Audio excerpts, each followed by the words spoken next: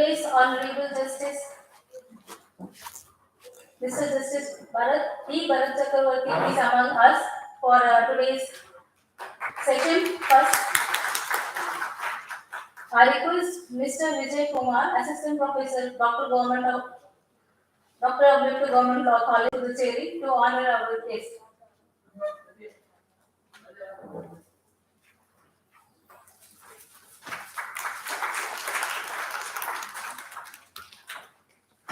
I request Ms. Naomi, Ma'am, Assistant Professor, Dr. Ambedkar Government Law College, to present memento to our honorable guest.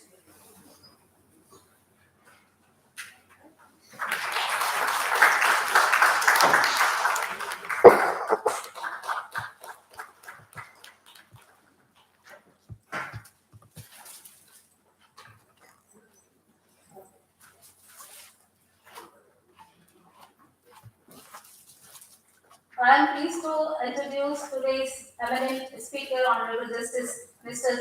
D. Bharat Chakravarti. Sir has many times contributed to our college and visited to our college for the purpose of students. And even we have also learned too much with this sir. Sir is also one of the alumni of our college. Dr. Ambedkar Government of College, Puducherry. Yes, during 1988 to 93. He was a general practitioner from 1993, conducting litigations at the Madras High Court, Tribunal and Subordinate Courts at Chennai. Practiced along with the colleagues T. Sai Krishnan and Justice G.K. Elantrian as the law firm Sai Bharat and Elan.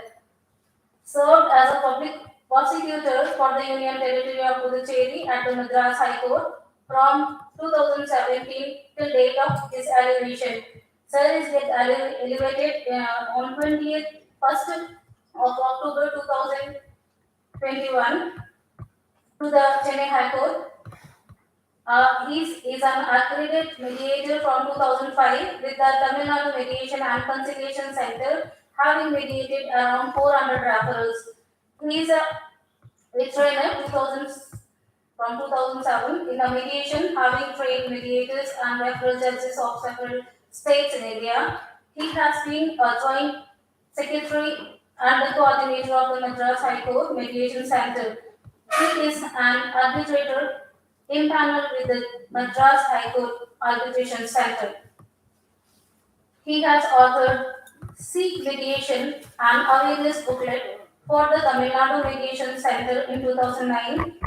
He has co-authored the chapter Mediation and the Madras High Court along with the Mr. Sriram Panchu in the Madras High Court, a 150-year journey from the Crown Court to People's Court by Mr.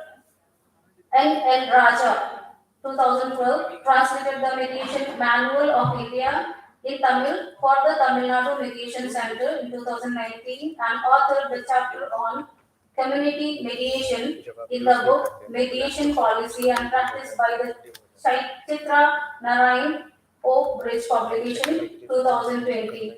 He ran a mobile app Lift Law in a fingertip, a bilingual free legal education app from 2013 to 2020. He is a trained volunteer with the Madras High Court Gender Sensitization and Internal Complaints Committee. So I welcome sir, and I am handing over to the dais to sir for the today's session. Welcome, sir.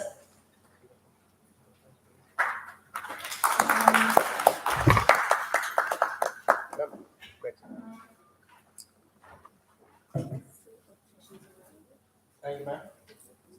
As you said, I'm not a guest. I'm an alumni of this college also. So this session is going to be on mediation. Mediation cannot happen without interaction. So any session should also be interactive. Okay? So if I do column, yes, sir.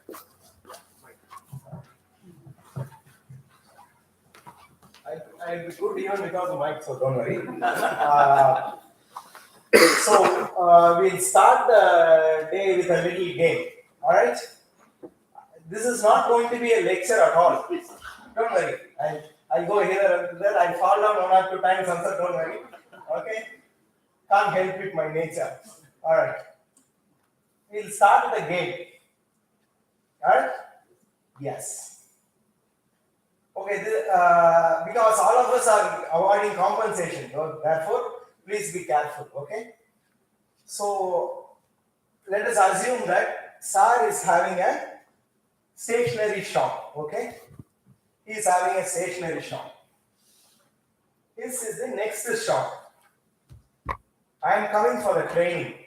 So, I have to write something on the whiteboard. So, I go to the shop, ask for 2 marker pens. He gives me 2, listen carefully. He gives me 2 marker pens. I asked him what is the price. He said 100 each. So 2 pens are 200. I give him a 500 rupee note. He finds in his this thing he doesn't have change. Therefore, he goes to the next shop. Gives that 500 rupee note to him. Gets 500 rupee notes from me. Comes back, puts 200, 200 in his the thing, gives me the 2 pen and 300 rupees change to me. I walk away and go off. Okay? I walk away and go off. 3 minutes later, he comes running back to his shop. So the 500 rupee note which you gave is totally worthless, useless note. This is not even a counter. It's a fake Xerox copy note. So therefore, it's not a this thing. Then he also saw. Okay, the morning this fellow's gone to me, cheated me. Oh my God! By the time he got another 500 because other customers came and there was some business. So from that he gave me that 500. Now my question is. How much is the loss to the shopkeeper?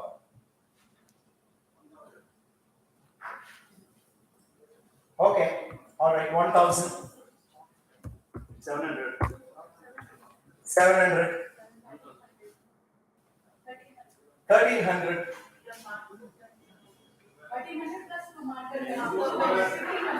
1,500. 700. 800. 900.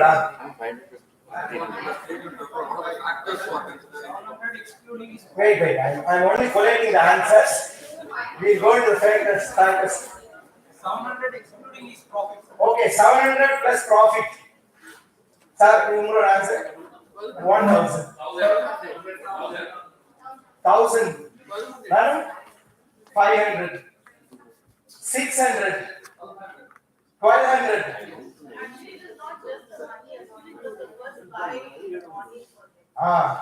Therefore, not only money, there was a sentiment also which was lost. First by car, in the morning he was gone. Yes? Okay, 500 plus the actual price of the pen. Yeah, that's right.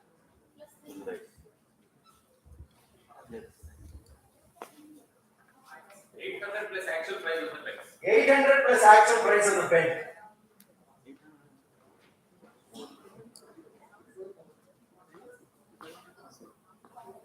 Alright? I don't have a code to write this all down. Anyway, somebody note it for me. 200 plus actual price of 200 plus actual price of pen. Okay? Alright. Any other answer? Good. I think I got at least 14 different answers. I have been counting. 14 different answers. So it ranges from 1,700. It comes down to 200. All right. We'll keep this in mind. 200 plus actual price. 200 plus. Good. Therefore, we'll keep this in mind. Keep this in your back of the mind. We'll come back to this quite often.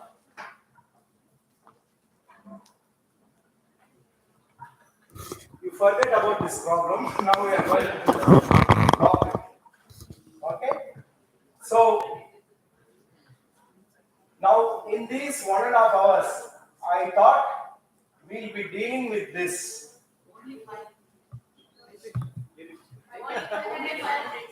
Good. It could be 500, it could be 1800, it could be 200, or it could be 700, or it could be the sentiment plus 200. It can be 400, it can be 300. Okay, all the answers. Now, for now, you just give it a start. I know it's a little difficult, but you have to keep this aside. Okay? Alright. Now, this 1.5 hours up to 11:30, because I believe in your participation. Okay? See, adults, we are all adults. Adults learn only by practice and interaction, not by any lecture. Number one. Number two, when we were in a class, when we were in school or college, there was a classroom and there was that one teacher. Now in an adult learning, it is not one teacher here. It is all the 55 teachers here. Okay? So we learn more from our peers, the person sitting next to you, rather than the person who is anchoring the session or who is going to hold the session. Okay? So this session, I strongly believe that for every point which I say, there is somebody in the audience who knows better than me about the topic. Okay? So if you know something about which I am saying, please interrupt, raise, and share your thoughts so that all of us gain from what we know from each other. Okay? These are the basic rules, and with that we do. We can be very, very informal. Don't worry, you can interrupt me, you can go out, you can come back. So it's all going to be mediation only, very informal process, right? Alright. So this 1.5 hour, what I thought was, we are going to deal with the legal framework because it's a little bit important because we are on the cusp of the change. And we are going to talk about why mediation, then how mediation works, then what are the consumer conflicts which are more suitable for mediation, and mediate settlement agreements, how they have to be drafted, how they have to be recorded. These are the things which I want to broad. I thought would be relevant to you all. Is it okay, or you feel that anything else should also be there? You tell me whenever you want to digress from some topic, you feel that some topic of importance which will be important to the group is missed out. You can bring it up so that we can deal with it. Okay, so we'll start with the legal framework. So we all know our legal framework as far as mediation of consumer disputes are concerned. Now, as on date, we have the Consumer Protection Act, then the Consumer Protection Mediation Rules, Consumer Protection Mediation Regulations. These are the three things as on date which are in force by which we are working. But then the new Mediation Act has already been partly notified, except the one which amends the Consumer Protection Act. You all know that the new Mediation Act also amends the provisions of the Consumer Protection Act relating to mediation. Therefore, that is why we are on the cusp of change. Now, that notification has come, notifying several sections, but the section which amends the Consumer Protection Act is said to be notified. It may come tomorrow or after. By the time you reach your courts also, it may come. Therefore, we are on the cusp of the change. That is why I thought we briefly look into what are the legal framework under which we are going to refer cases to mediation, under which how mediation is going to take place, who are going to act as mediators, and how we are going to record the settlements. Right? Okay.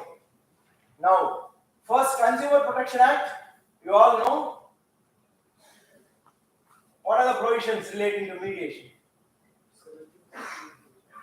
Section 74 to 81 is chapter 5. Before that, section 37.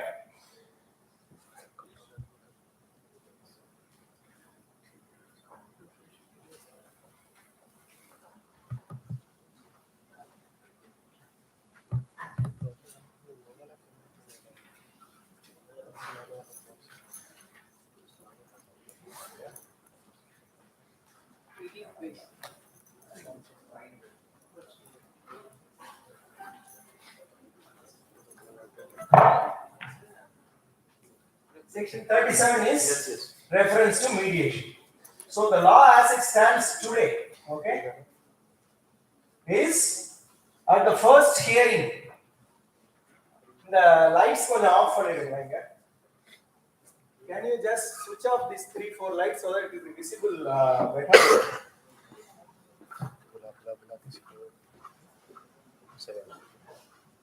Okay, it says that at the first hearing of the complaint after its admission or at any later stage, if it appears to the district commission that there exist elements of settlement which may be acceptable to the parties except in cases as may be prescribed, it may direct the parties to give in writing within 5 days consent to have their dispute settled by mediation in accordance with the provisions of chapter 5. Chapter 5 is what is said from 74 to 81. We'll quickly go through that also.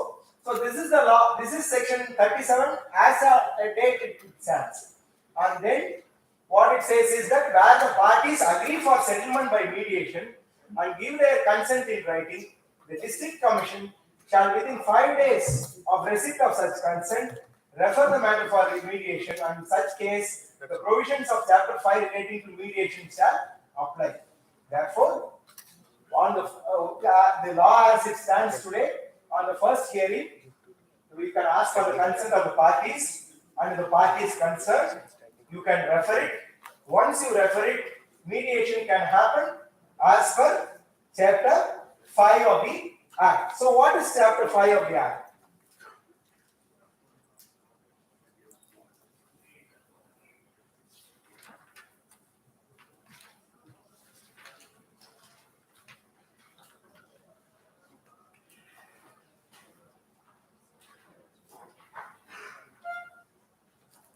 Alright, section 74 says a mediation cell should be established. Now, for your respective consumer affairs department, civil supplies and consumer affairs department have already they established mediation cells.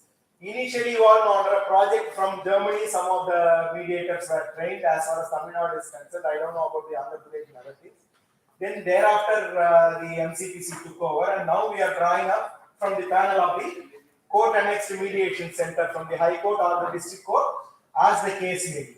So mediation cell is established. Then nomination of mediators. There is a panel of mediators. We have all of us have a panel of mediators now. Yes. All right.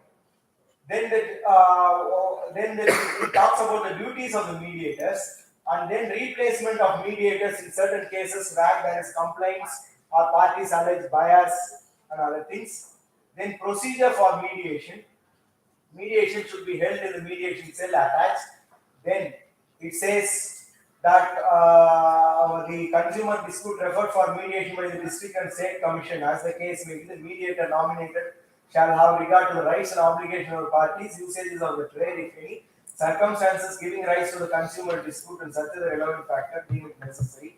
He shall be guided by the principles of natural justice while carrying out the mediation. This is what it says. But then 80 says settlement through mediation, and then section 81 recording of settlement which had happened in the mediation. This is chapter 5 as on date for us. Alright. Then the Consumer Protection Act enables the central government to frame the rules. Therefore, under that provision, the central government has framed the rules. Now, this is called the Consumer Protection Mediation Rules 2020. You all know. Therefore, it says what is mediation cell, and it prescribes matters not to be referred for mediation. What are the matters which should not be referred to the mediation is matters relating to proceedings in respect of medical negligence resulting in grievous injury, then relate to defaults of offences for which applications for compounding offences have been made by one or more parties. I don't understand that B. Hope some of you can explain to me that rule B. Anyway, it's going to go very shortly. Cases involving serious and specific allegations of fraud. It's always there. Wherever serious allegations of fraud and the fabrication of documents, forgery, impersonation, coercion are there, then those cases are not fit for media. Cases relating to prosecution for criminal offences and non-compoundable offences, then cases which involve public interest or the interest of numerous persons who are not parties before the commissions. Whenever third party rights are involved, always that's not a candidate for mediation. Something we have to decide. You have to lay down the question of law. You have to lay down about the interpretation of a particular clause of the insurance company. Always after suicide, a particular insurance company is not honoring after getting the premium. Therefore, you have to lay down the law for the entire state. You have to lay down the law for the general public. So those are not the cases which you are not going to quietly settle down, settle in mediation. But once you settle, then it's going to be on the quantum. Then that's a fit case to be referred for mediation. Then refund of fee whenever the case is settled in mediation. Resort to arbitral or judicial proceedings also in case if it doesn't settle. In settlement agreement, not to be discharged with death of the party debtor, it will be binding on the legal heirs also. Then the next rules is the consumer protection mediation regulations by our National Commission. You all know that the central government is entitled to frame the rules under the Act, and the National Commission is empowered to frame regulations for the purpose of carrying out procedural regulations. Therefore, how we conduct mediation, that procedure is regulated by the regulations framed by the National Commission in exercise of its powers under the Act. Now that we call it as Consumer Protection Mediation Regulations 2020.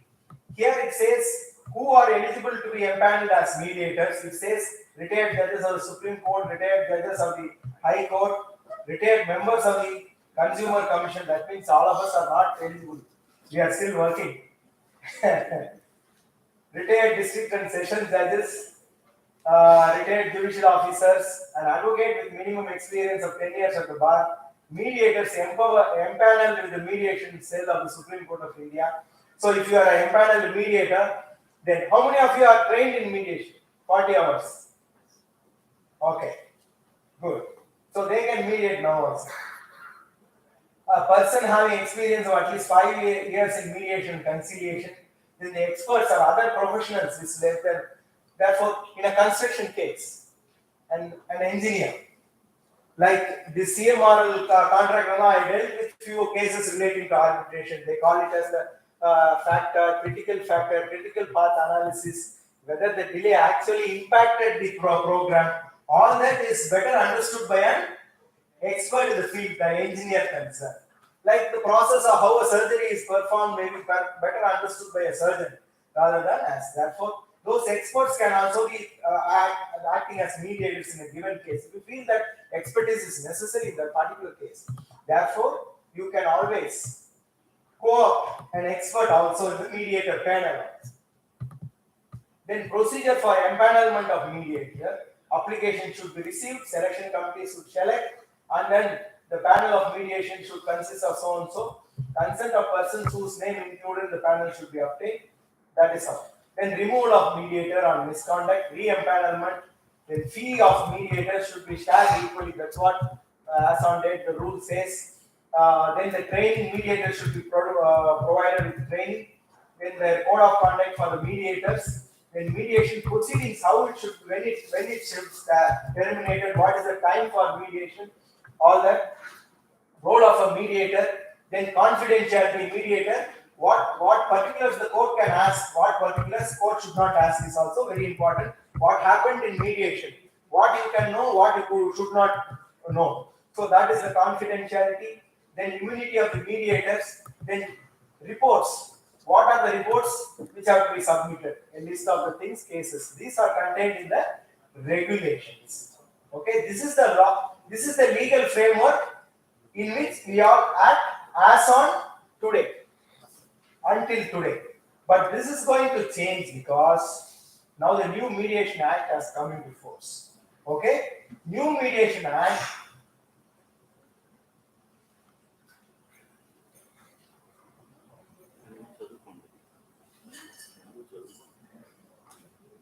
Section 57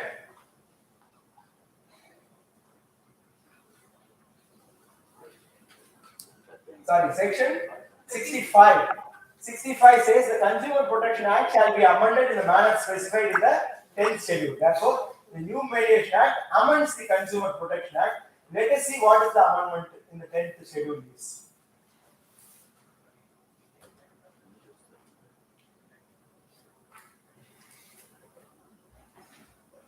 Yes. Now the entire section 37 is now replaced by section 37, 37A and 37B.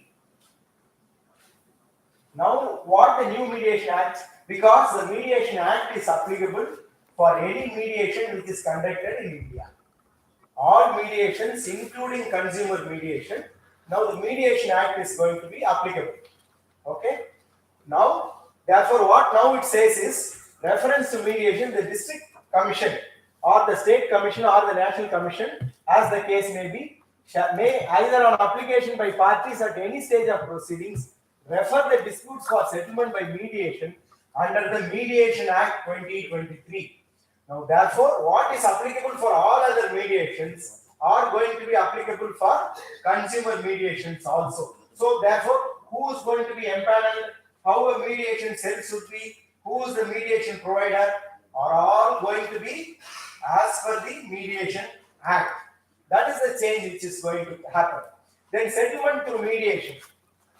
Pursuant to mediation, if an agreement is reached between the parties with respect to all of the issues involved in the consumer dispute, or with respect to only some of the issues, the terms of such agreement shall be reduced in writing and accordingly signed by the parties to such dispute or their authorized representatives. Therefore, be very clear that it is only the party's signature which is mandated.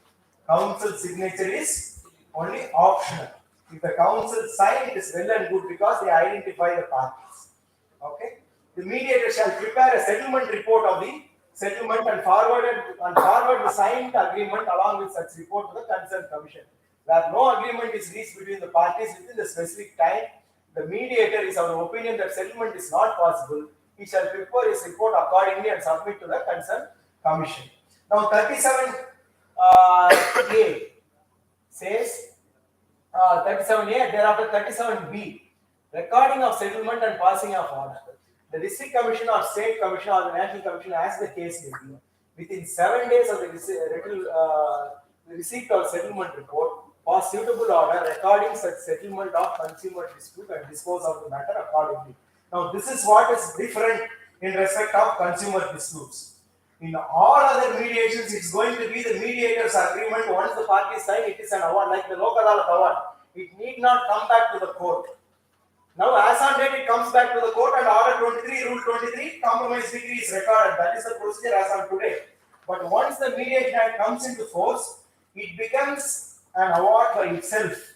It is executable as if it is a judgment of the principal civil code. The same provision is given except for consumer disputes.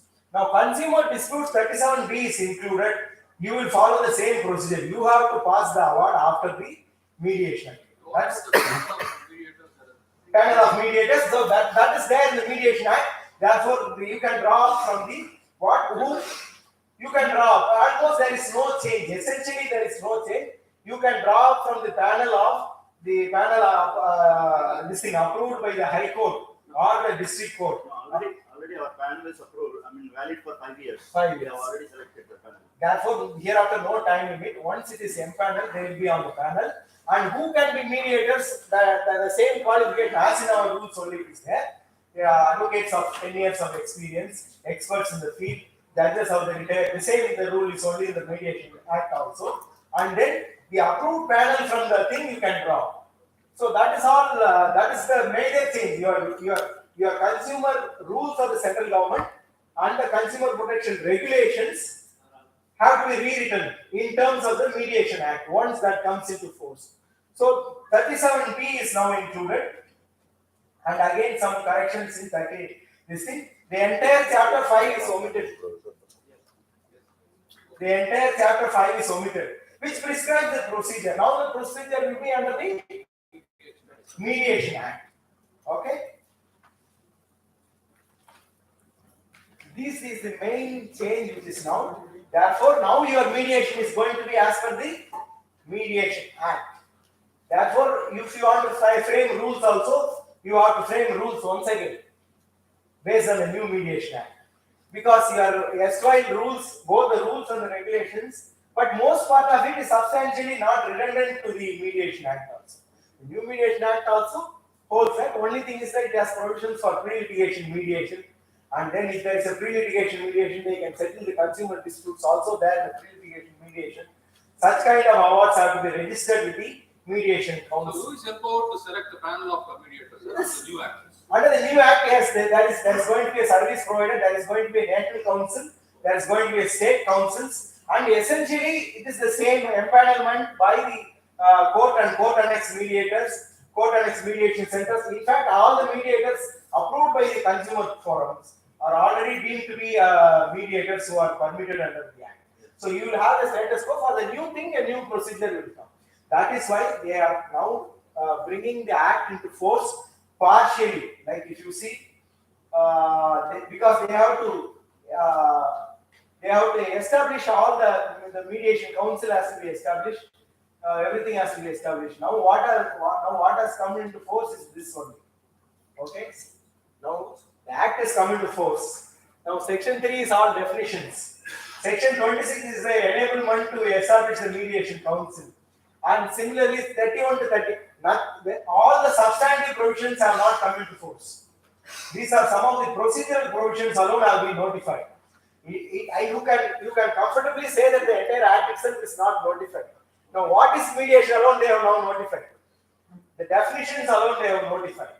Now, the mediation settlement becoming an award by itself, or the procedure, appointment of mediator, accreditation of mediators, the council, because they have to establish, they have to create a fund. Mediation fund has to be created. The mediation national level, like the bar council will be a national level mediation council, then there will be state level mediation councils. Then the service providers will be registered under the act. Now all the mediation cells, like for example Tamil Nadu Mediation Center or Andhra Pradesh District Consumer Mediation Center, are all automatically become as service providers under the Mediation Act. So once they become the service providers, those persons who are empaneled under these institutions become the approved mediators. Same qualification only, bar, judges, all those are there in the Mediation Act also. So be very clear that this your entire chapter 5 will be gone in another. It will be maybe a month or so, because they are in the process of calling for applications. Once the council that thing is put in place, they will notify all the sections. But it's already notified now, sir, from October 23. That's what I showed you. I showed you the notification. Yes, sir. This is a notification. It's already notified. No, they notified it. That is all. They notified only section 1, section 3. And that's also Your 65 is not notified. no, 37, 37A. Act is notified on 15th September Yes. for general information. So for exercise, only section 1 is notified. No, section 31 to 38 Yes. of the Mediation Act is notified. Mediation Act is notified. Your 37A is of the Consumer Act, which is amended by virtue of section 67, which is there, the 10th schedule. 10th schedule and section 67 are not yet notified. This section 31 to 38 of the Mediation Act, I will show you what is that.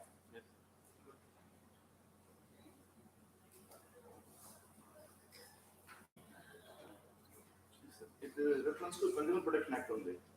No.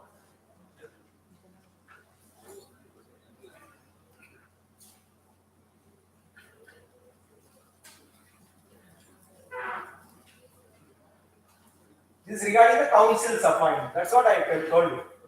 They have now notified only the procedural provisions. Mediation Act 3738 is something different. Then section 67 of the Mediation Act says that the Consumer Protection Act shall stand amended as per 10th schedule. In the 10th schedule, they repeal your original 37 and include a new 37, 37A, 37B, and then they repeal your Chapter 5. Therefore, unless they notify section 67, 10th schedule will not come into force. It will come into force because they want to, that is why they have notified all this selectively.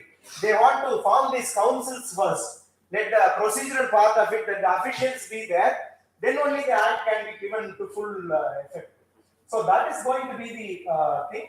Therefore, all of us have to go through the entire mediation act also.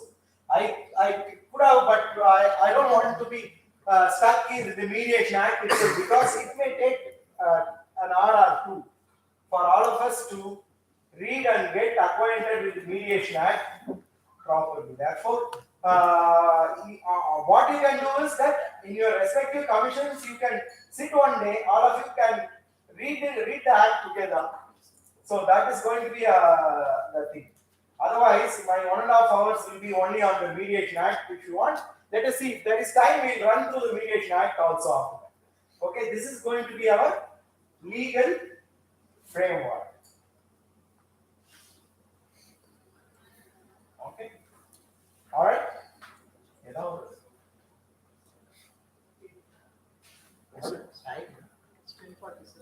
Sir, 10:37.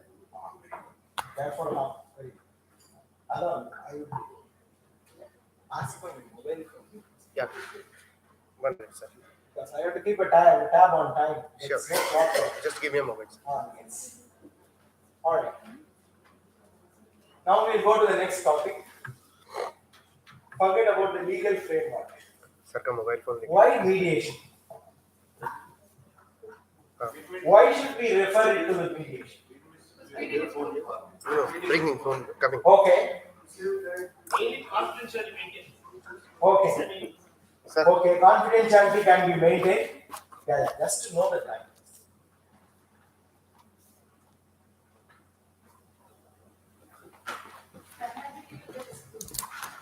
Finality to the dispute. Reducing the pendency as rarely, Okay. win-win situation for both parties. Very good.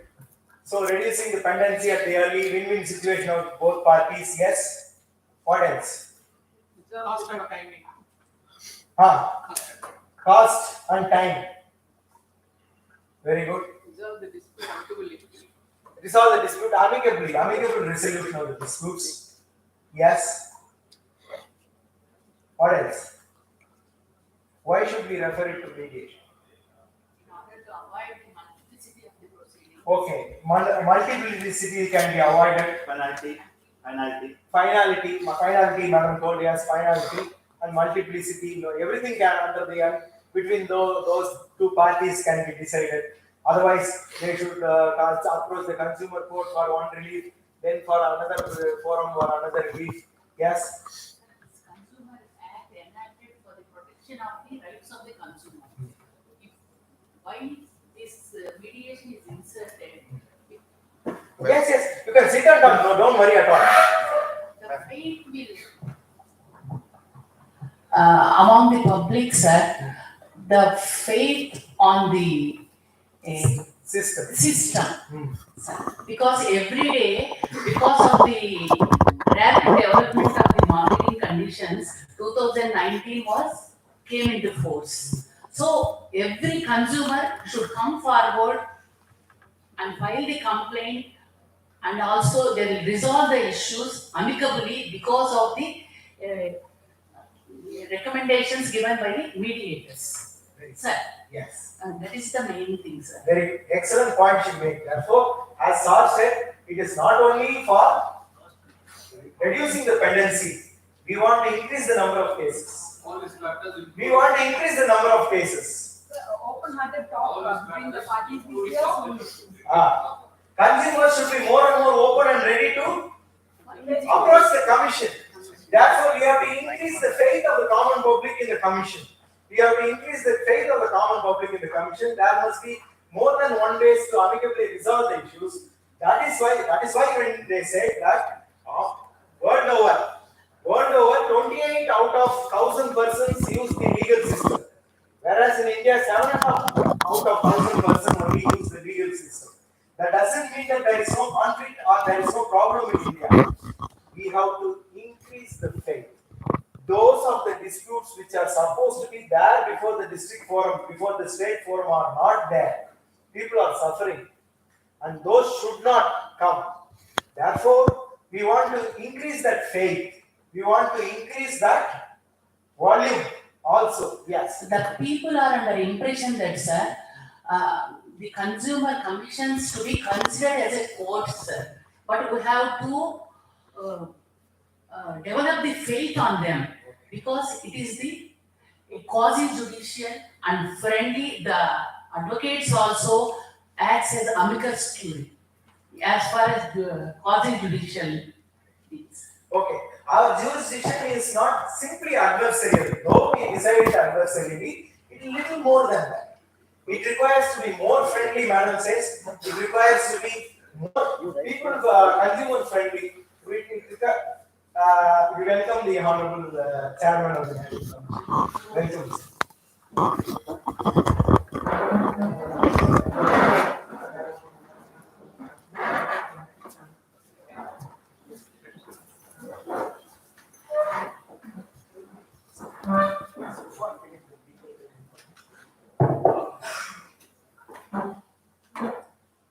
Yes. Okay. Another point is litigation cost effective. Cost effective. That is it. Sir, one more thing, sir. Because of the introduction of the e-commerce, sir, from morning alarm to good night, everybody used to depend on the telephone for each and every transaction, sir. So we have to create awareness among the public in order to file the cases through online, sir. And also we have to impress them. We will hassle-free mechanism as far as the Consumer Protection Act is concerned, sir. Well, you feel that the mediation will also help as the entire market changes into a e-market, e-governance, and the courts are also e-courts. Online dispute resolution will also become the order of day. Order. Yes. Anything else? Anything else? All right.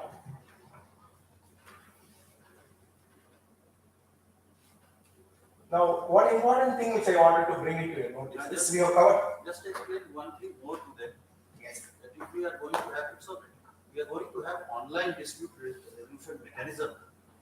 Online frauds are on the increase. Increase. How do you propose to check them while going in for complete online dispute? Okay. All right. Now, let us assume that we are going online. We are going online.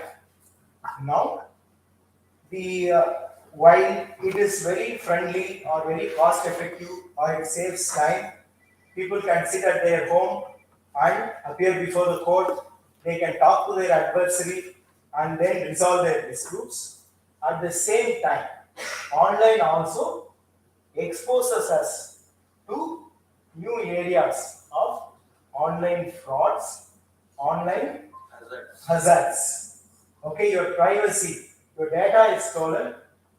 You get easily conned. Like we had a case where this person is importing from Shanghai, China to India, loads and loads of these tiles, shiploads of tiles. So in the course of his business, an email comes. I have changed my bank account. For tomorrow's load, you please credit this into this account. So somebody hacked his email and then sent a mail believing that immediately transfer the amount is gone. From Nigeria to Japan to Oman, non-traceable. So these kinds of online frauds. Now, how do we tackle this? Any ideas? How are we going to while we are going to migrate to e-platforms and online dispute resolutions, we must be aware that these things are also there before us, and how do we propose to overcome that? Now a separate cyber security system. Okay, enhancing cyber security. Yeah, cyber, I mean, we don't have that wherewithal to deal with this cyber crime and these dark patterns and web issues.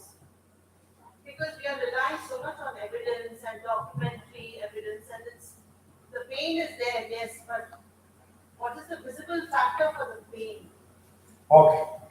Not only e-commerce, not only e-trading and other things, manually it has to get simultaneous application of both manual and Simultaneously? manual and Manual as well as No, we are seeing at a scenario where we are going to migrate. See, therefore, the solution is not to go or to be this thing. To step back is not the solution. not setback. Ah. Actually, it is one of the security measures Ah. to prevent such kind of, because Okay. through manual we can acknowledge what is happened to the, through email. How do you do that? I mean, a simple ATM issue doesn't get resolved in our company.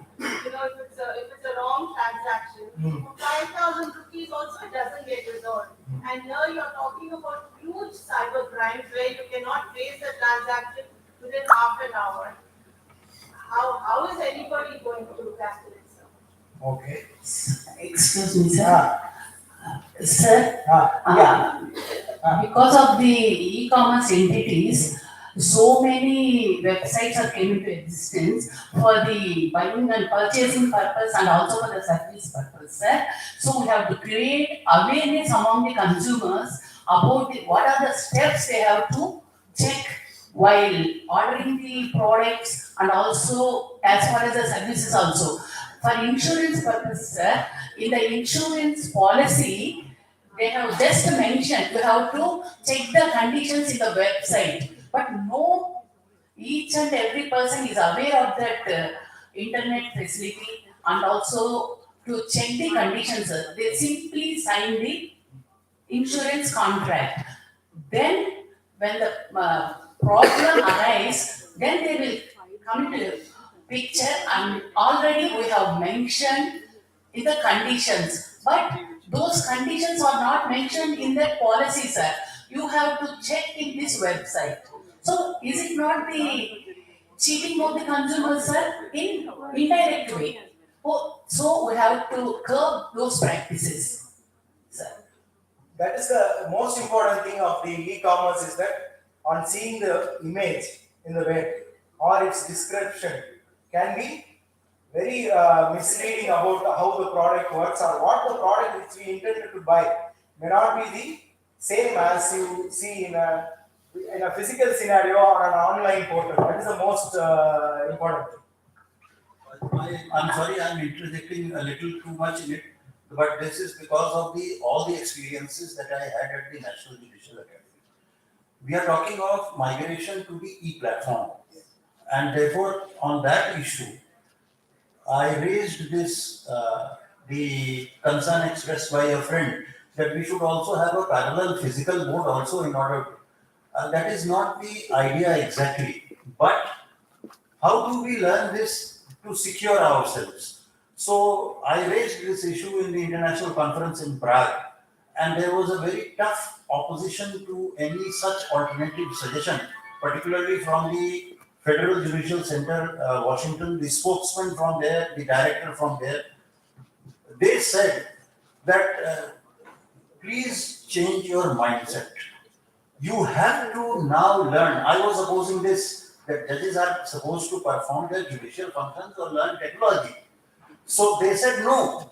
Now technology is part of that judicial process. So the same way as you have learned to operate this mobile, you will have to learn to operate the e-platform system also. And of course, I was supported in this by our Delhi friends, Kerala friends. They have gone far ahead in changing the e-courts system. But the same technology is here. So how do we do it? You expressed a concern that 5,000 rupees ATM issue is not resolved. And as a matter of fact, if we are defrauded for 2,000 or 3,000, we don't even report it to the cyber cell or something like that, and ultimately we forget it. But if lakhs and lakhs of frauds are happening every day, then it is the system which has to learn and to adapt itself to. So this change of mindset while migrating to the platform is essential. Now it is compulsory. It is something like learning the third language, to be very frank. So whether you are now you have spent, we have also spent most of our time in this, but we are learning it, and we have to learn it. It is now indispensable. Why? The Federal Judicial Center people they were very effectively explaining things. Look here, the thief, modern thief, is far ahead of you. We are talking of dark webs and all these things. Judges, how can they afford to be behind? When they have to govern, they have to rule, they have to perform. So the issue is very plain and simple. You can't avoid learning that part of the technology which is now essential to keep your system secure. Somebody hacks it, somebody takes it. Issues of privacy. Client says that you can't pass on this information to anybody. We are moving into the age of transparency now, accountability. Let there be live streaming of cases. How long are you going to contain this except in such cases where privacy is needed? We very well all know that in the field of criminal law, there are many such trials which are supposed to be in camera proceedings, family courts in camera. But what is there in these type of commerce transactions which needs in camera proceedings, or for that matter a physical filing? Everything has to be on record, it is documented. So this transformation has to be adapted. Unless you adapt to this transformation, for example, stenographers, now you are wanting dragons. Why? Because you are now adopting it. Now what happens once you dictate it and somebody else listens to it? What happens to that? You have to be so good. So therefore, you have to be very, very careful, and you have to learn this. Point is, you have to learn this. So if we are not taking care of 5,000 rupees fraud, that is our mistake. Let us, because unless we become aware, how do we teach the public to become aware? And of course, it is only through our orders and judgments that we will make the public aware that, okay, this is the system, this is how you can gauge it, this is how you can secure it. Of course, it will have to be a different protocol, migratory protocol, that these are the rules and regulations pertaining to e-platform. So this is how it is, we have to learn it. You can't just now avoid it. You are doing everything. The usual question that we ask everywhere in the National Judicial Academy, please, those people may raise their hands who have not gone to the bank for the past 3 years. Now we find no hands raised, nobody had gone to the bank for years together. Why? You are using this. So you are adapting yourself to technology. So why only financial transfers? Let there this communication itself be transferable, but you have to learn the security system. The security system, of course, the infrastructure, as you say, if it goes wrong, then you need a technical expert. Please hire it. Hire technical assistants to perform. Judges cannot understand the entire technology, but they can always have the help of somebody to make that technology work. So you can't avoid it. When we are talking something global, if United States has gone, they e-file it sitting in Washington. Your company here will file it physical. So this doesn't become compatible. So you have to adapt it, and you have to learn the security yourself. But you drive a vehicle, you know how to pedal the brake and the accelerator. It is as simple as that. So therefore, you have to learn driving. I'm just jokingly reminded of one of my relatives. About half a century ago, he had the knack of riding motorcycles. So, not knack, he had the desire to ride motorcycles. So he purchased a Royal Enfield. And you know Royal Enfield is a quite heavy vehicle. So when he drove it, he found himself uncomfortable. So he engaged a driver for riding that motorcycle. So this is something real, but not taking it as a joke, but in reality, if you are unable to learn it, please hire somebody who can do it for you. So this technology, but you can't avoid it.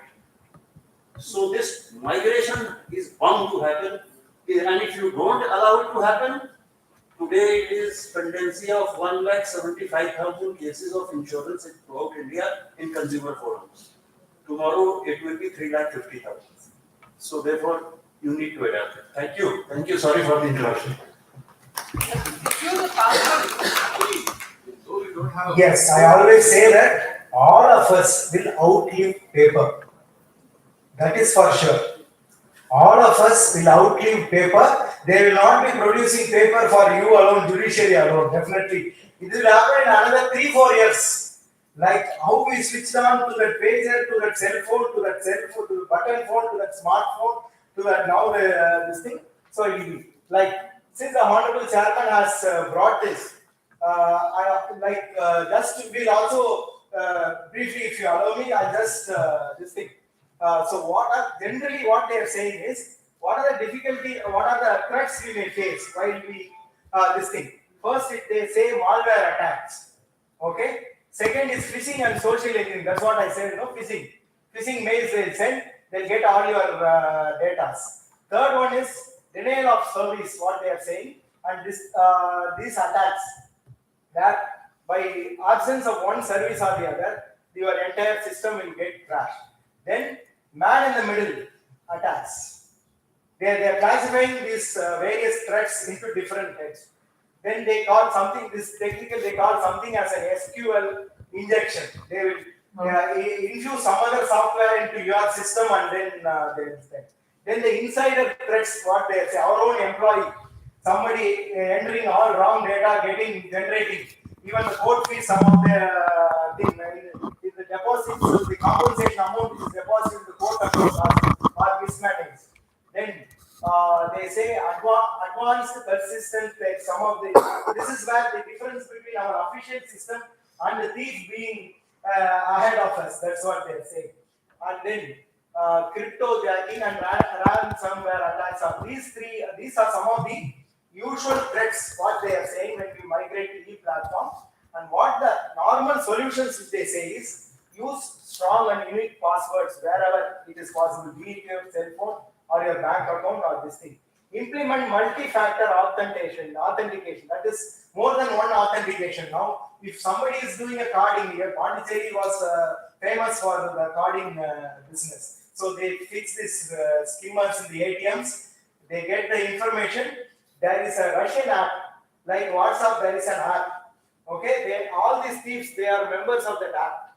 So when Bharat's card particulars is available to them, they auction it in that platform. They say this fellow is earning only 2 lakhs per month. So how much we will swindle from his account? They all uniquely decide that 30,000 because if we take lakhs and rupees, this fellow will go to the police station, try to pursue us. So they decide an amount up to which I will withstand or I will not pursue it rigorously. That is the first auction they will do. Then they decide on 30,000. All right, 30,000. Who's bidding? Somebody will bid for 12,000. They will pay the group 12,000. Somebody from Nigeria will bid. He will purchase, and then he will have a bank account in Japan. He will withdraw the money. If you see the money trail, my money would have been withdrawn from here. Somebody from Japan. So only the US cards, they didn't have the secondary authentication. They say, no, I have never gone to Switzerland. I have never gone to Japan. How will anybody would have swindled or got my data? That's not the case. They are having their own mobile app. They are having the dark web. It is all auction. They are all very well interconnected. That's the super highway, as they say. So that is what this thing. What they are saying is that is why they say multi-factor authentication. Now one more OTP comes to your account. So that is why even in our legal filing version 3, if you see, there is always a OTP authentication which is made for e-filing. Then keep software update. That is also one more thing. Then use reliable security software. So instead of having a physical this thing, we can always have a security software. Even though you may be dictating in Microsoft Word, but it is possible that you can engage a specialist software to put additional safety features for your own Microsoft Word, where when you dictate your judgment, you want to be confidential, not accessed or hacked by anyone. You can enhance security, you can have additional covers, even though the basic software is universal in nature.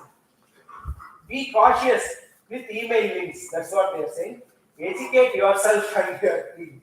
So that is what is more important. That it is we who are lacking in the thing. That is, it is always that. Secure your network, then back up your data, always backing up your data. If you see all our e-filing this thing, so now for the filings in Delhi, now we have one backup in Madurai branch of the High Court. So they have one more server, it's the backup of your data. Then regularly monitor and audit. Then have an incident response plan. When things go beyond our control, you should always have a plan.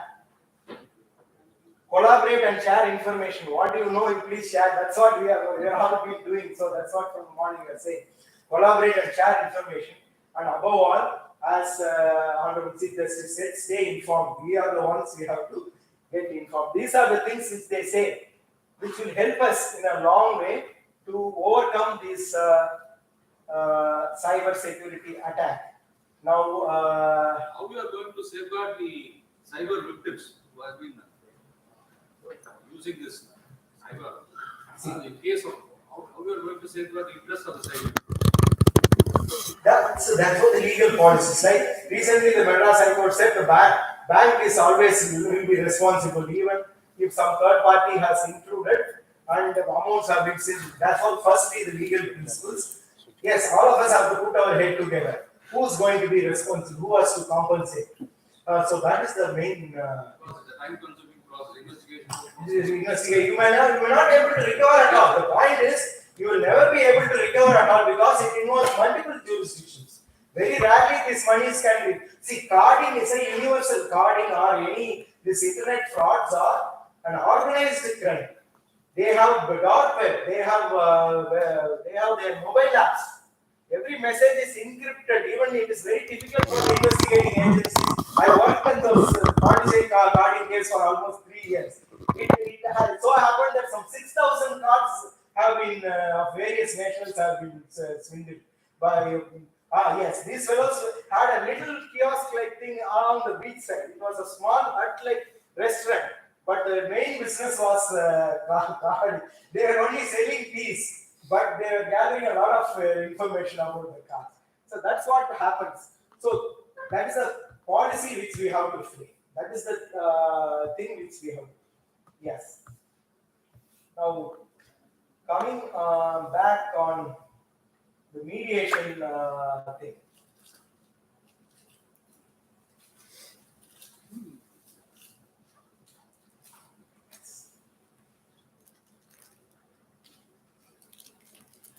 Okay.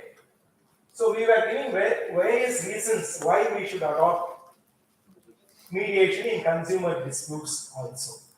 So one of the important thing what they say is any conflict resolution process, there must be 3 types of satisfaction to the parties.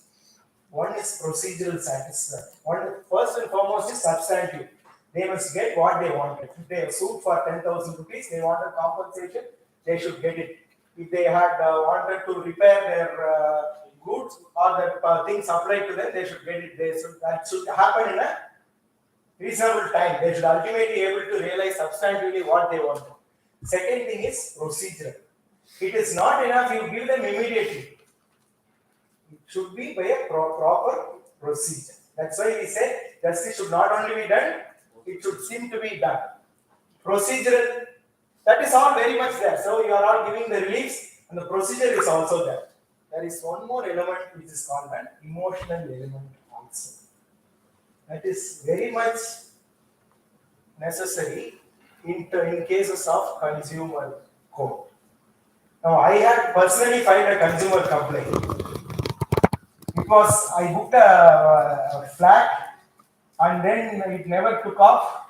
They returned the money after 7 years, therefore I filed it. Now, in the whole part of it, it is not the money itself I lost. What happened is this fellow was a very big builder. So every time I go there, their office will be in their main office will be in some umpteen number of floors. In the ground floor, there will be on reception. Yes, sir, please come to sit.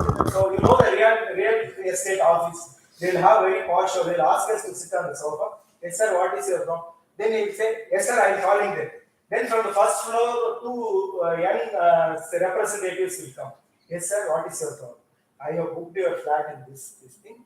And then, yes, nothing is happening. Yes, sir. What is the number of your flat, sir? When did you book, sir? How much money you pay, sir? Yes, sir, I'll do what you want. They'll say, you come in, next week, then I will give you the solution. Next week, come, they will follow the same procedure. They are having a bunch of 60 fellows representatives. They'll see to that the same fellow never comes to you. And then the next round of their management is also like that. Now, over a period of 4th visit or 5th visit, your emotions are really high. Same thing with any purchase of a product also. Your emotional disturbance is very high. Like I purchased, when I bought a new flat, we thought that half the time we forget to switch off the lights in the bathroom. Therefore, there was an advertisement, this automatic bath light. So you need not switch on, you need not switch off there. Once you open the door, it switches on and then closes. I thought that is a good idea. Then we bought and we fixed it. Then what happens is that if you sit on the toilet seat, 68th second it will switch off. The sensor goes off. You know, it can give you such a kind of irritation. You are emotionally disturbed. To the core, any product you feel like that, like they will say, I never told you, I never represented you that it will be on whenever you are. You only said that it will automatically sensing some motion, switch on. Then it is programmed that after 60 seconds it doesn't see any motion, then it will switch off. When you are going in motion, you have to wave your hands so that the light is off. See how much emotional disturbance this little thing can give you, especially coming in the night, especially when that one is a costly equipment. Therefore, there is something called an emotional content also. Now we have to give them a platform to come and say all this to the other person. How they were affected is the other person. A doctor establishing a small clinic by investing his 10 years of learning and purchasing a scanning machine or something like that for 1 crore of rupees. And if it is not giving him the results, it is malfunctioning all the time. When patients are coming, saying that the machine is under repair is not going to do any good to his practice. It can give him a lot of emotional disturbance. So that is where we say the emotional satisfaction should also be there. There must be a forum within our forum where they can sit across, pour out whatever they underwent, which is also important. Because at the end of the day, we are all in conflict resolution only. So parties should be satisfied. Parties should be satisfied means they should have the procedural satisfaction, they should have the substantial satisfaction, they should have the emotional satisfaction also. So that is also one of the main reasons, apart from the various reasons which all you have this thing. And the most important reason which I would say is that before that we look into this short video. Sorry, that's online. For 2 seconds, it will go there. Okay.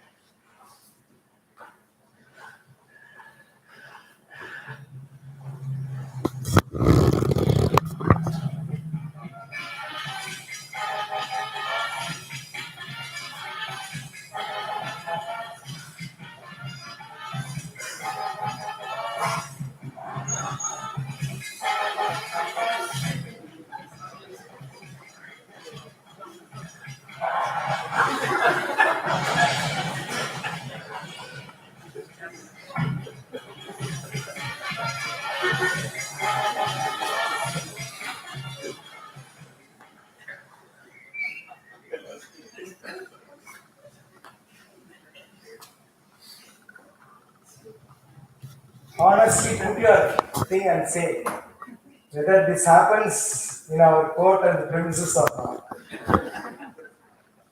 The poor fellow was parked a car, he was jogging and he was only stretching his legs.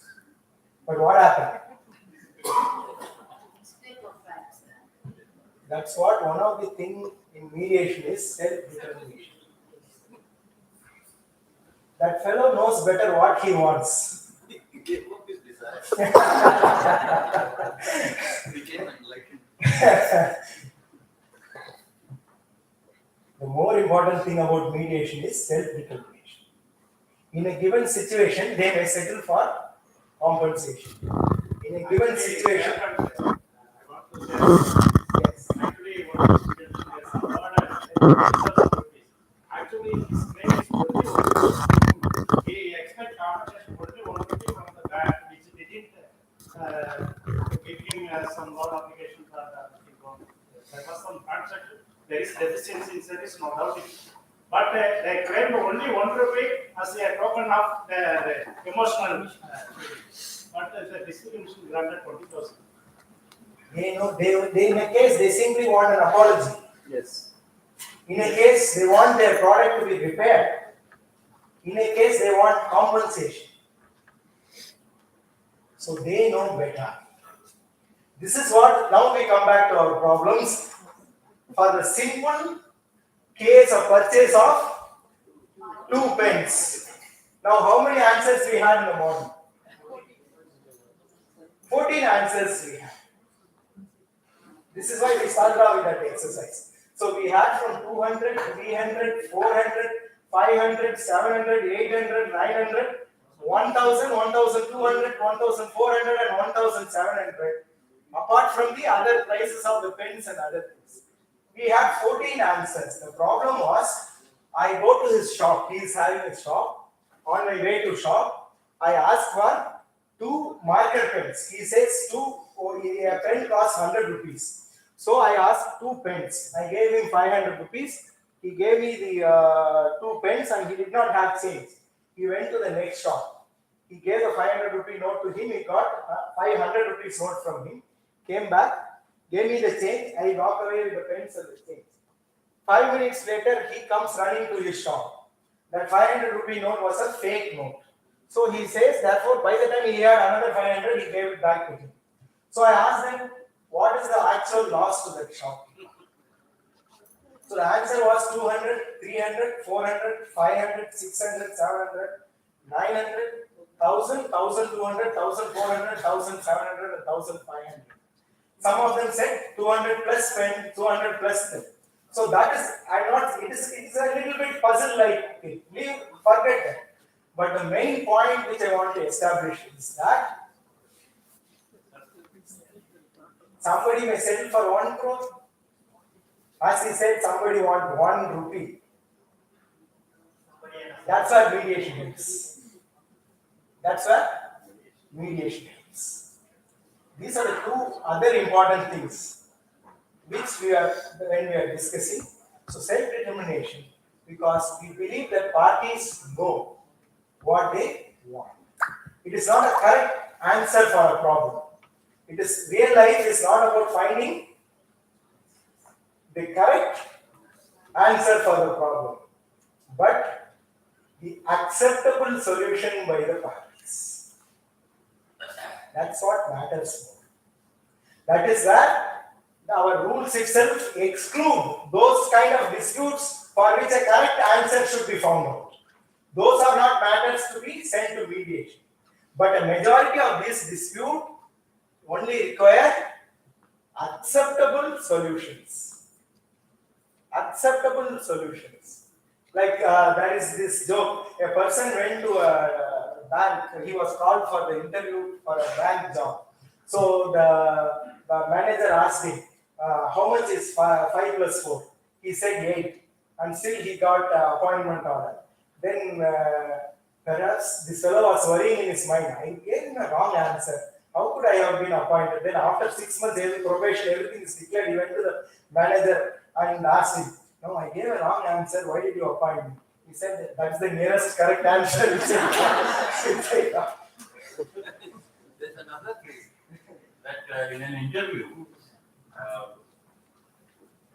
it is usually said of Haryana and Punjab, without any disrespect, but nonetheless, he went to an interview and he says, where is the Qutub Minar? We are participants. So, He said, ask another question. So, all right, where is Taj Mahal? It's very near. हम लोगों ने कर दिया सब कर चुके हैं Do you know where it is? I don't know where it is, but I know it is very near. So he got, he didn't get selected. So later on, he met the same person in some other interview, and he said that, what do you expect by giving such answers? He said, if I give the correct answer, will you appoint me? It is in Agra. So therefore, at times people have another expectancy. And of course, this self-determination which you are saying, when it comes to consumers, most of the time they are very unreasonable at times. So I request you to shed light on that. Oh, very. Rather than me shedding the lights as the judges of the consumer court, response is expected of you. Now, what happens if the consumer is very unreasonable? Like I said, I bought some 100 rupees pen. If the pen is not working, I file a case that because of the pen I couldn't go there. Because of that, I did not write the examination and become an IAS officer. Therefore, give me 2 crores of rupees. You get a lot of those kind of complaints. Yes. In different varying manners. Hmm. We still have to address it, we still have to listen to the angst, but at the end of it, when we draft the order, it would be not so liberal. I mean, we have some district commissions where, one tablet has been missing from the strip. And the compensation given by the district commission was 16 lakhs. And then the company, it's a big company, pharmacy, they come on appeal. So perhaps it was a mistake, but there is also an onus on the consumer when you are buying an important medicine, that you will look at the strip, that you will look at the date, you will look at the expiry. You can't just put the entire blame on the shopkeeper who's selling it to you. So we have to be, account for those kind of unnecessary Okay. kind of complaints. Yes. Yes. One more thing, sir. As far as 1986 Act is concerned, Section 26 is there for penalize the vexatious complaints. But 2019 Act, no such provision was included. So what is the fate of the service providers? When such complaints are filed in the district consumer commissions, it is waste of time and also not only wrongful gain. They are filing the complaints, misusing the act, not to get the wrongful gain. Okay. So, on such circumstances, what Okay. is the Now we are getting into the thick of the things. One is we start off the unreasonable claim. The second one, she says that even a vexatious claim, like wanting to blackmail with other ulterior motives, then there are claims like that. Then what else? We did a lot of these flat association matters where, car parking slots are not slotted or given in the same deed. But they have a car parking area, but it is not specifically allotted. Okay. So now eventually with this vehicular traffic and everybody having 2 cars, 3 cars, Three there's no cars. parking availability in the Okay. apartment blocks. And we have such cases, it's very hard to resolve them. To give a compensation or not to give, because now you have only 2 cars, 3 cars. Yes. Okay. They have to come together to do it. Owners Association taking unreasonable stance where they will keep quiet when the OSR land is used as a tennis court or a park, they will keep quiet. But if one car park is not allotted to them, they approach the consumer forum. Yes. Then, Motion of the complainant, which need to be translated to compensation. That has to be. okay. How to translate this emotional quotient or the emotional whatever he underwent, the trauma he underwent. How to translate it, how to quantify it in terms of money when we give them compensation. So what is the angst that he has basically suffered is how you would look at it. If parts of. Yeah, I'll come to you. Yes, wonderful. Yeah, you go ahead. Okay, what you will do, you will look at the The context. Yeah, the context of the suffering is what one would have to look at. Hmm. Everybody is emotional angst, the trauma, I mean, it can be over dramatized. Yeah, I can get angry for nothing also. Yeah. Given the situation. Impulsive. I can be impulsive also. Yeah, Yes. and it will temper down in time. Hmm. And the fact that you approach the Consumer Commission for some kind of justice itself would mean that you have come, having tempered it down over the couple of months at least. Okay. Yes? Okay. Alright. So the time is also seen as a healer. Yes. Somebody wants to add from there. I'm saying that quantum of sufferance, Hmm.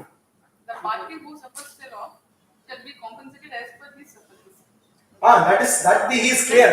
How do we fix the arrive at the quantum is between you and me. Somebody is saying 1700, somebody is saying 200.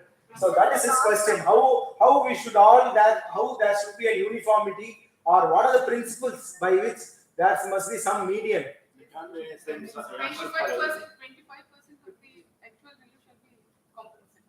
Okay. Normally the guiding factor, she says, is 25% of the actual loss can be taken as a guiding factor, and it can be here or there depending on the context. That's what she says. We don't have To adopt the principles of natural justice. particle formula to arrive at it. So it is all based on various factors. But That's what it depends from case to case. Okay. Okay, the test of the prudent man and reasonableness. Taking circumstances must be taken into consideration. Yes. Attending circumstances. Must be taken into consideration. Consideration. And then proportionality. Proportionality. Proportionality. Loss Yes. suffered should compensate. The relief sought by the government should compensate the loss. It should be commensurate to the loss. That is what, in terms of physical things, we can easily. The question is about the emotional this thing. Therefore, there is something called yes, go In ahead. the relief itself, they are clearly mentioned, sir, for mental agony and deficiency in service and also the value of the product, sir. So when we are concluding the case, while coming to the conclusion about the compensation, we have to consider all those aspects, sir. On what way we have to compensate him, in what way he loss was occurred to him. Sir, one doctor is there. In order to get wrongful gain, one patient unnecessarily filed a case against him.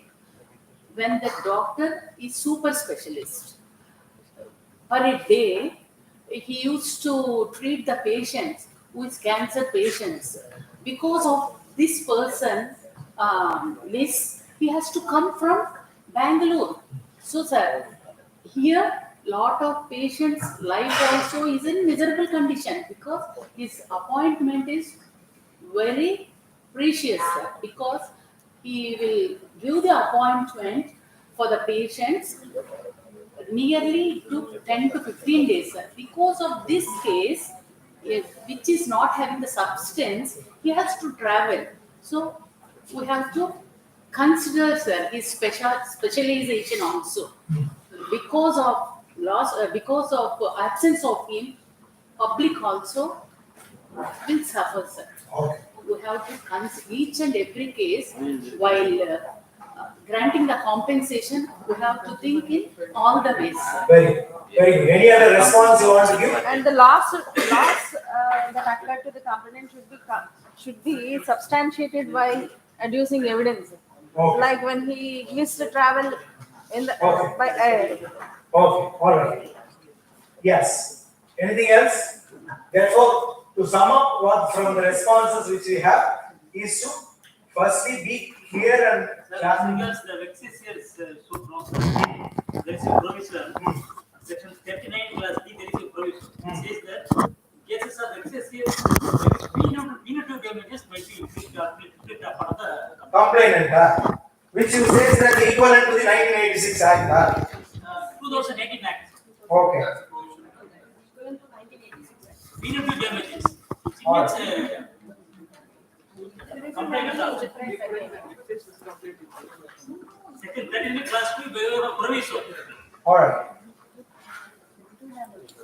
You want to point out section 39 class D by way of proviso. It says that punitive damages may be inflicted. 1 second.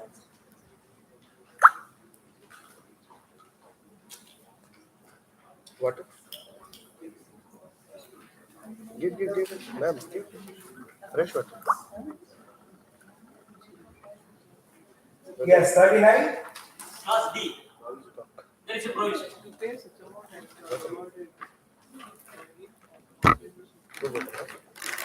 Provided that the district commission shall have the power to grant punitive damages in such, that is for the complainant only. Yes, yes. The question was that there is a vexatious claim. Punitive damages. No, see, that proviso you have to read it along with B. To pay such amount as may be awarded as it is compensation to the consumer for any loss or injury suffered by the consumer due to the negligence of the opposite party. Apart from the actual loss, it can also Section 2 is very clear. The district commission is empowered to either admit or reject after hearing the party. It can reject if it is vexatious. Alright. Now, coming back to terms of that question which we initially sought to answer was on the vexatious and inflated claims and how to translate this emotional quantum into compensation. The response was, firstly, there must be some clarity. We have to divide in the heads. Then within the heads, some objective criteria should be developed.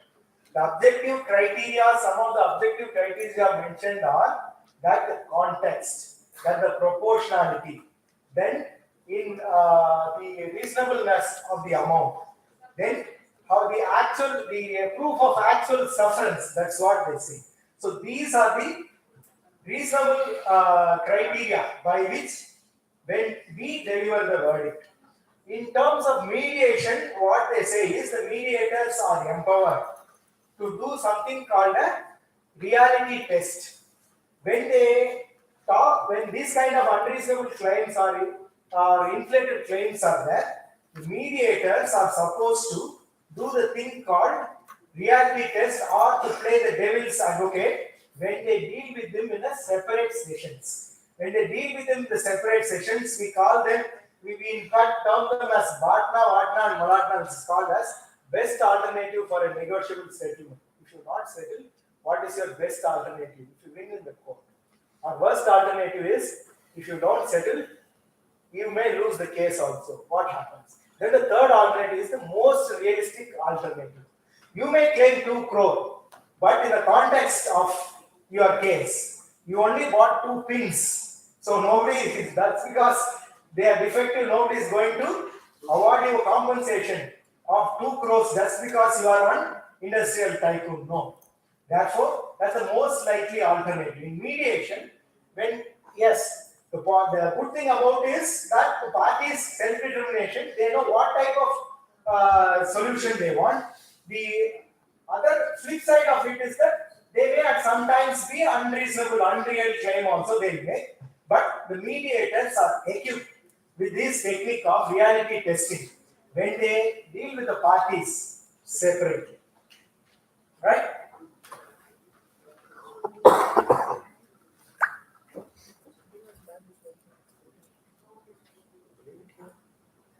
Now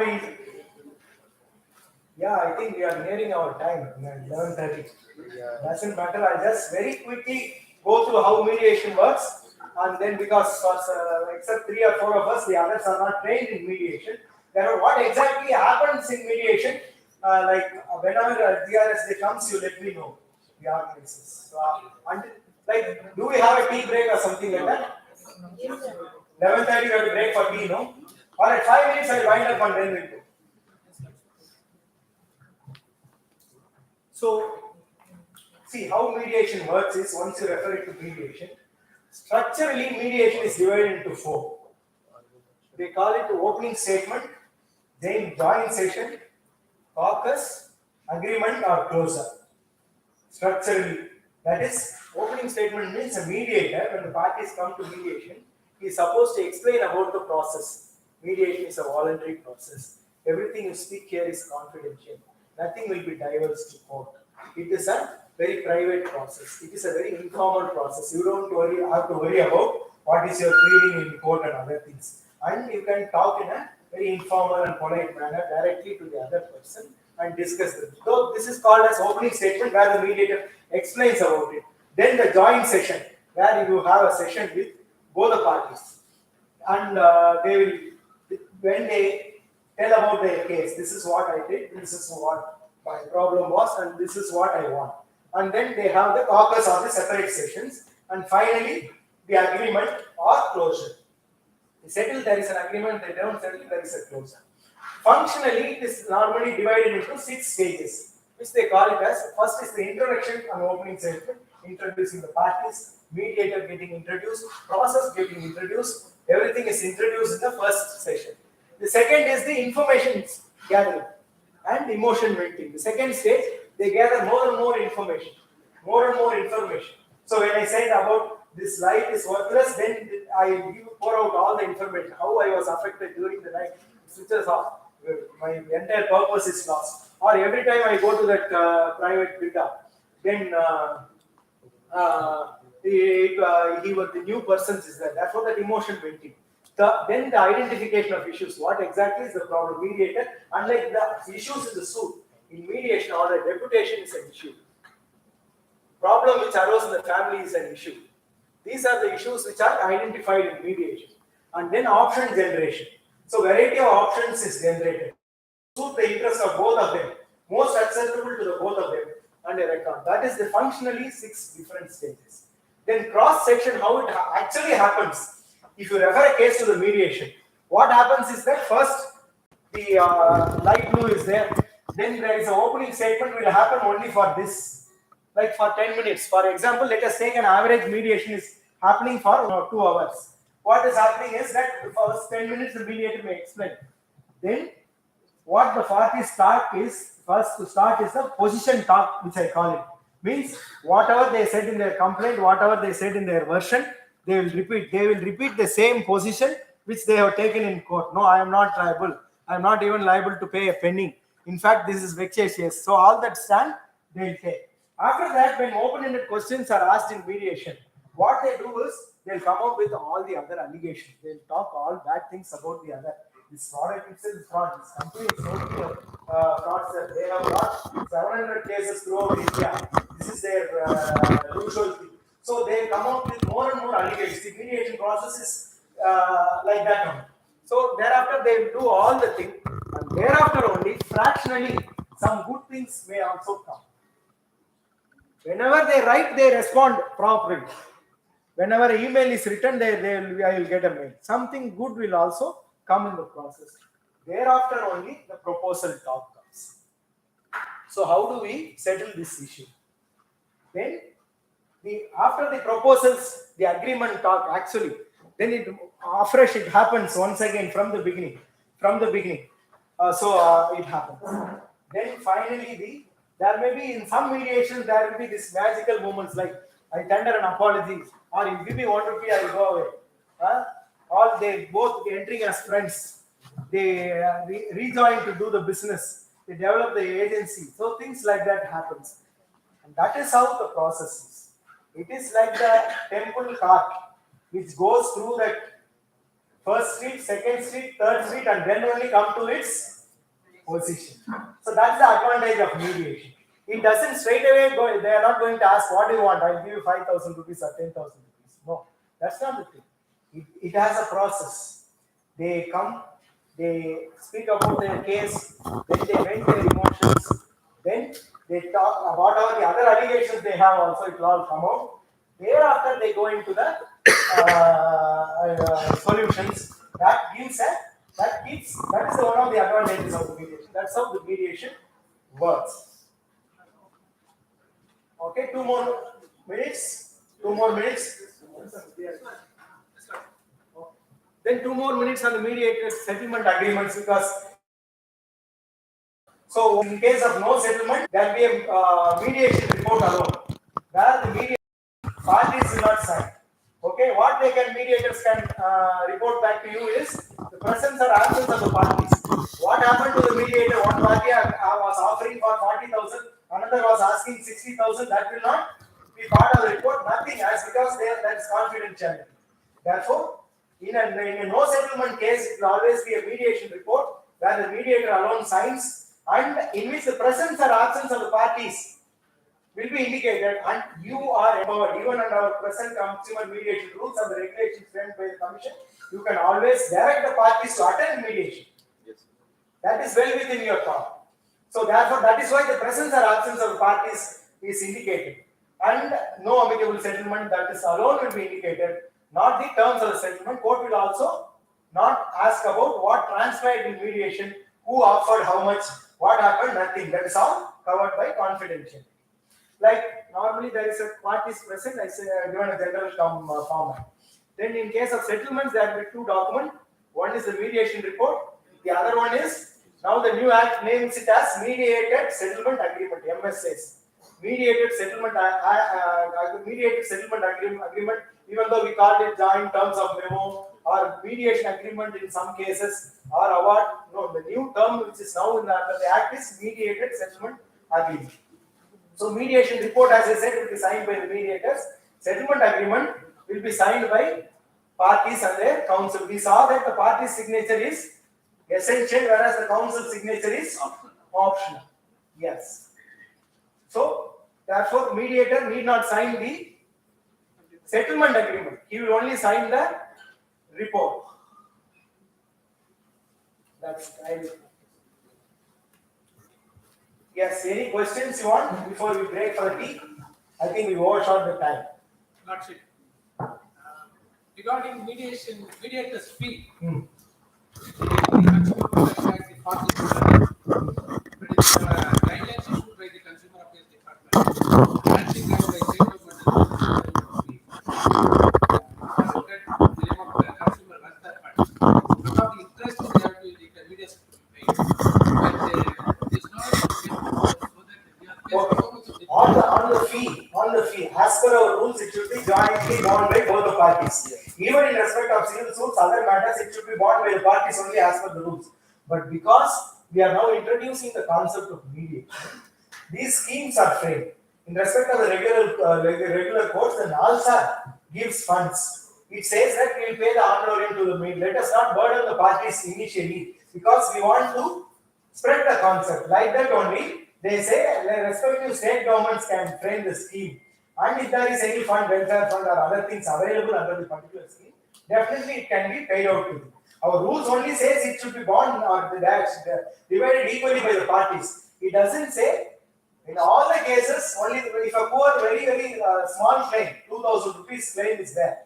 Therefore, there is no point in asking the party to pay the mediator's fees. Then in a given case, we may have specialized scheme for our state, our respective national or the state consumer fora can have the schemes. Like we have the NALSA scheme for the regular courts. We must have the schemes from which honorarium should be paid to the mediators for these small claims where you think that the parties cannot afford for the payment of the mediators. In some cases, the court can also be, like apart from a regular slab, the court also fixes the mediator's fee. Yes. We'll break for tea. Thank you. Very good morning. So, just honoring the resource person and the guests of the program. My constituency MLA, Mr. Kalyana Sundara. So he has been all through supporting me from there. So where my college is located in Alappuzha. And all through he has been supporting my institution for all purposes. And I just informed him to invite him on this program. And he has come here to just honor this on your behalf and on behalf of the government of College.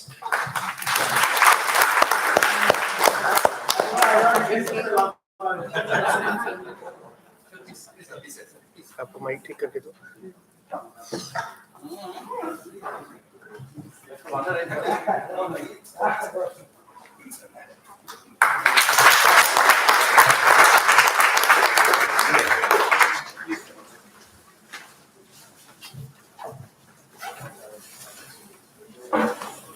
I'll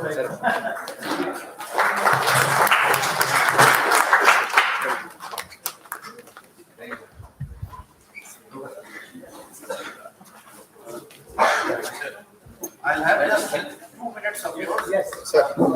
Yes. Mike. I'll be parting with you after tea. So I just only wanted to comment a couple of things. What a wonderful presentation by Justice Bharat Chakraborty. It was really emotional. There is no doubt about it. But nonetheless, we were talking about compensation, how to be gauged. Now, compensations, we have insurance claims, we have builder-buyer agreements, and then we have medical negligence claims. This variety needs to be dealt with separate. You can't you adopt a uniform sort of a method. But when it comes to, say, medical negligence, then the guidance can be had from the claims that are settled and the laws that have been dealt with under the Motor Vehicles Act. That is a very easy way of seeking guidance with regard to medical negligence claims. Now, when it comes to insurance, then it is slightly more mathematical. What is the extent of loss? What has been actually lost?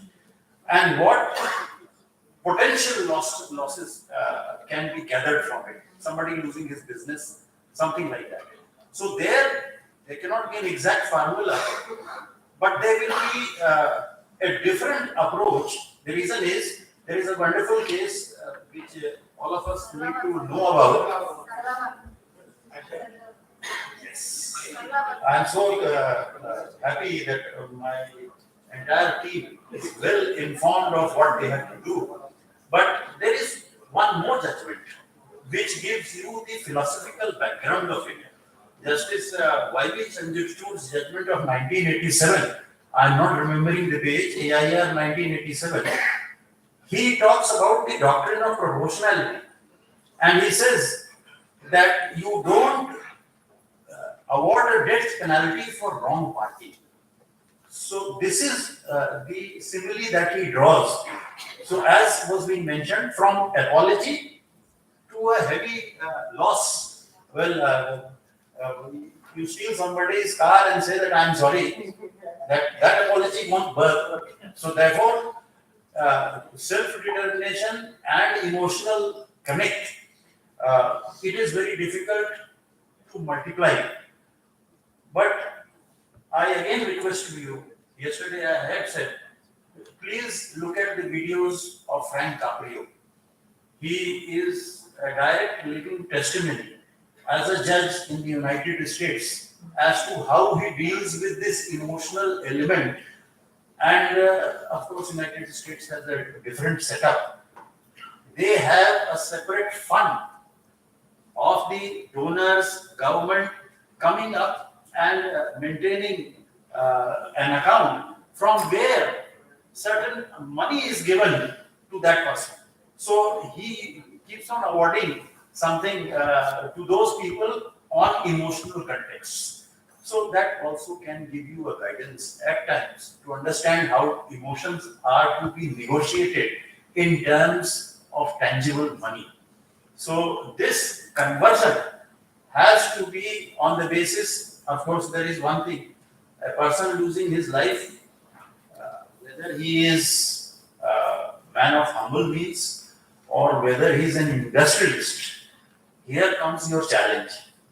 Because what you are compensating for is the loss of a human life. So every life is equal.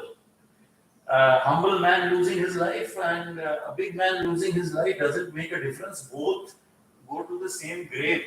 Death is the greatest leveler.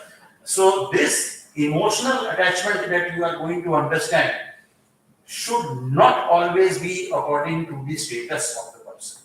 So it should be the status of the circumstances which led to the death that has to be compensated, and for the negligence or whatever the claim is against that person.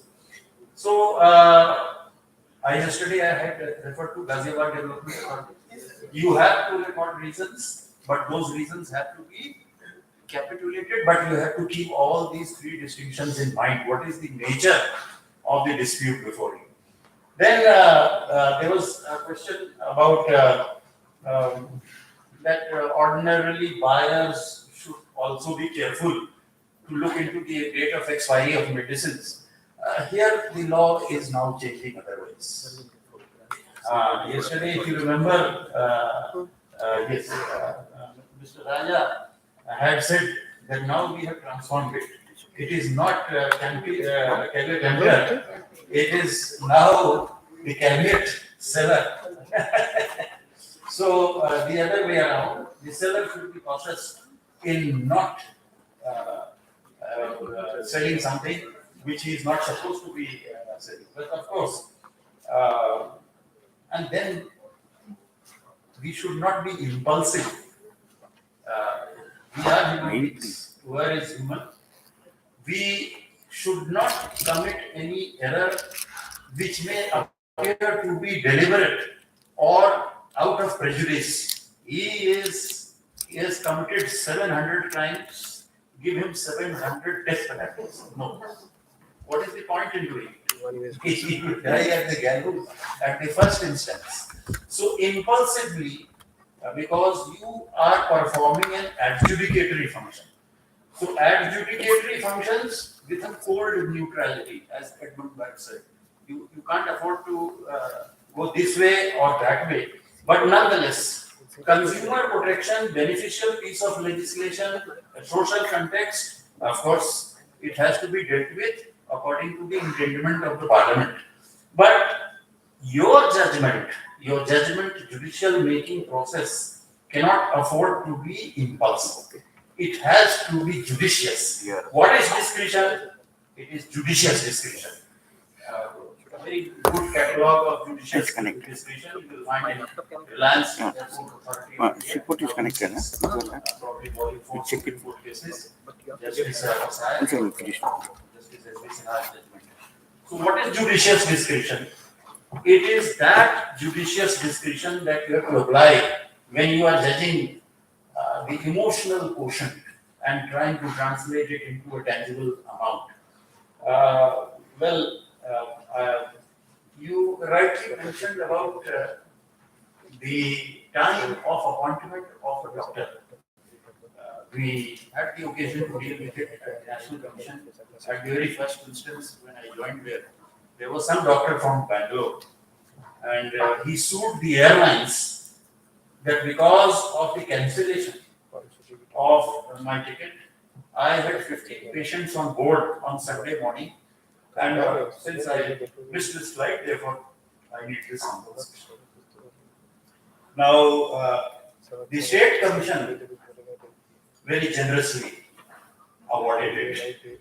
The compensation may be for reasons I don't know. But in appeal, when the matter came up before me, what is, as you rightly pointed out, there should be some evidence.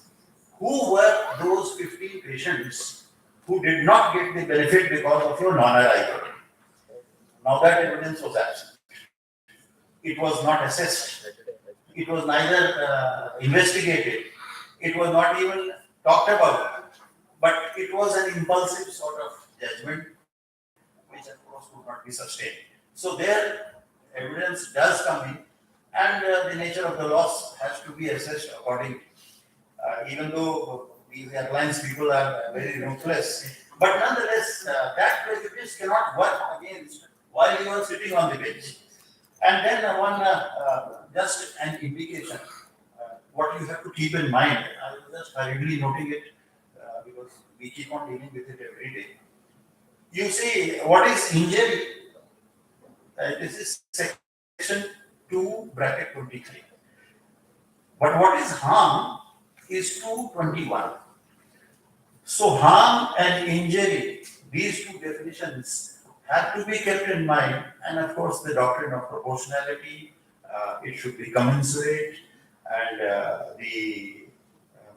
what is to be done is, here comes the judges. You see, it is always said, people throw all their problems on you, and it is the judge who is on trial. So you are on trial, and when you are on trial, what you have to do is to moderate this doctrine of proportionality, infuse it with your common sense, and that is the rule of prudence. So thank you very much.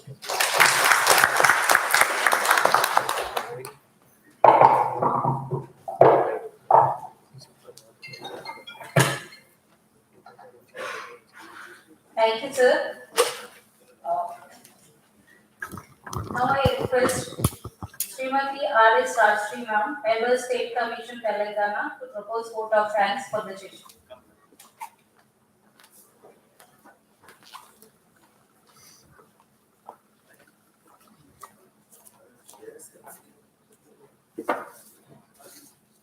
Good morning, everybody.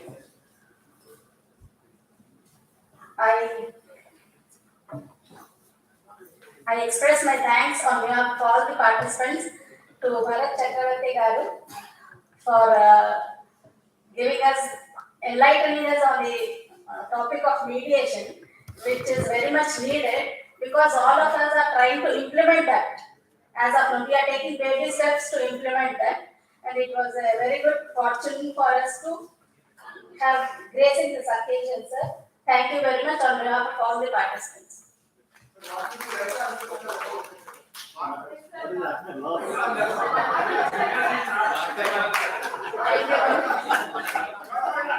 I request.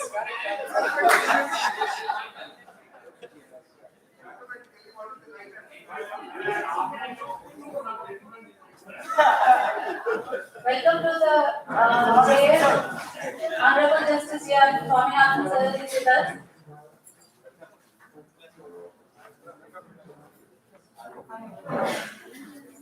He's sitting judge in Madras. He's sitting judge in Madras High Court. Yes.